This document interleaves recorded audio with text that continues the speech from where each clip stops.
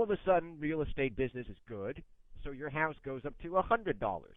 Now, which means what? It means the value of your real estate has increased by $50. Now, because it has increased by $50, everybody knows that, you are able to borrow $50 more from the bank. That is what subprime mortgage is all about. However, the banks has the right to put you on a higher interest or adjustable interest loan since they assume the risk of the fluctuation. Okay, this is a word you see on CNN all the time too. Fluctuation of the housing market. Now, subprime mortgage amount to more than 20% of the U.S. mortgage lending in 2006. So, remember a while back there was the news on CNN saying how two of the most largest real estate companies, Bernie Mae and something, I forgot the name of the other one, it just collapsed. It went bankrupt. They were having financial troubles. And this is because of that. Okay, this is because of that.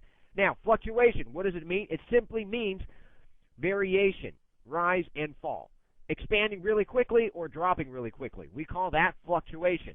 Okay, so let's say my ex-girlfriend. Okay, my ex-girlfriend, her weight fluctuates all the time. Sometimes she would be extremely thin, and maybe 2 or 3 weeks later she would be extremely chubby. So it's not very stable, and the rise and fall is extremely large. We would call that fluctuation. So normally, though, we would use fluctuation on the economy. However, if you would like to use it on other things, it is fine. Okay, just bear in mind. Now, refinancing. What exactly is the definition of refinancing? It simply means what?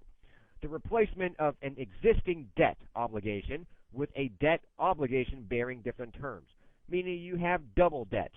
However, the terms, let's say, for example, the interest you have to pay on the first debt is maybe at 4 to 5%.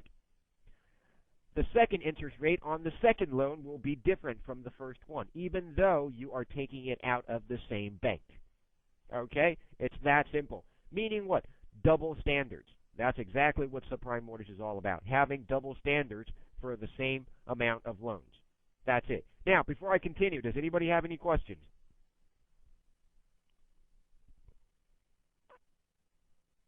Everything good so far?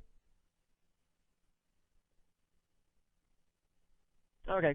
Variance and variation. Okay. Variance is the ability to verify, and variation is the process. Okay.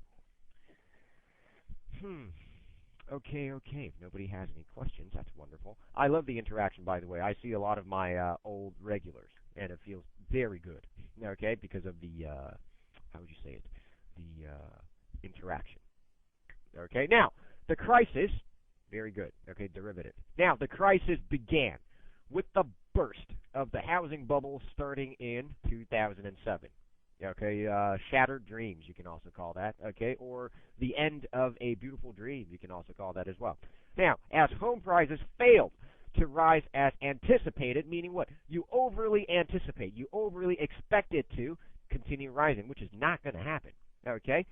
Like, for example, you anticipate a raise, which is never really going to happen at the time you hope for it to come. And even when it does come, it's nothing. Now, as home prices fail to rise as anticipated and the rate of adjustable interest mortgages increase, homeowners who took out additional loans can no longer afford the interest. There you go. There's the key right there. Let me underline it for you. Homeowners who took out additional loans can no longer afford the interest. Why? Because home prices failed to rise as anticipated. It's that simple.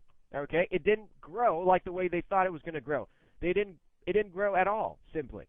They spent a lot of money. They actually took out a second mortgage from the bank, subprime mortgage, hoping that if they refurnish it, housing prices will continue to rise, but then it didn't. And therefore, they can't sell the house in time to pay off the interest, and it crashed. Okay? Therefore, the rate of defaults and foreclosures exploded, or you can say blew up in their faces. Okay, that's another word we like to say.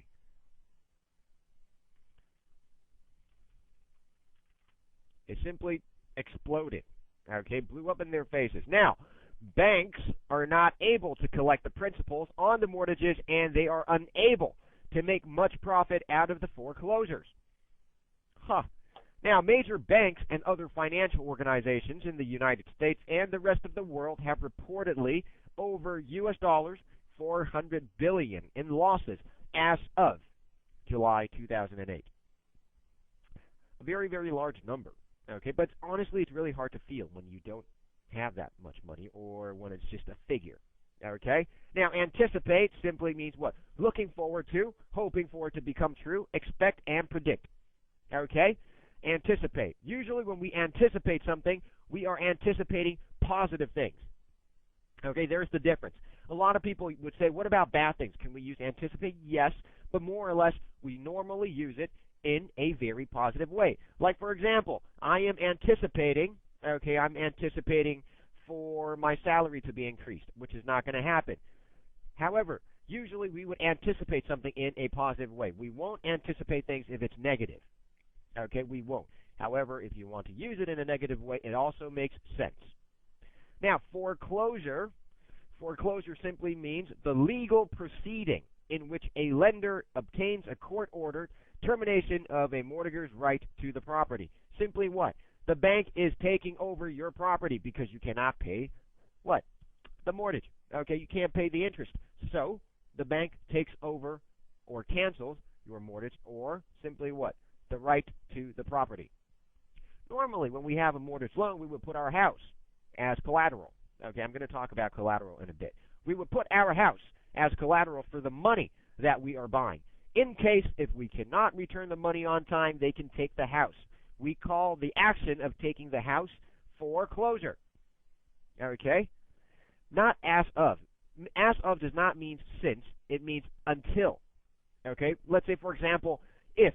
Okay, let's say if right now the date is August